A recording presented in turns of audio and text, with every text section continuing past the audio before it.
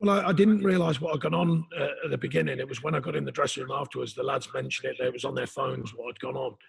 I heard a noise buzzing around, but I didn't know what it was about. So our head of press made me aware immediately. The club had sent a statement out, and I can only support that statement and say it's unacceptable.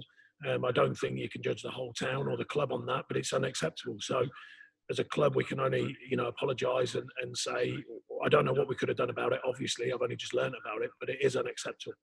The racism is still there. It's still here, and you have to fight every day in our behaviors and condemn the bad thing. That's why I not appreciate. He knows.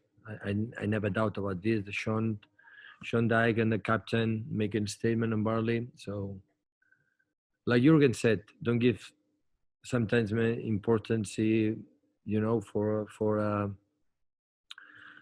for this. Maybe few people are organized this ban. Important is the fight every day. What you have to do.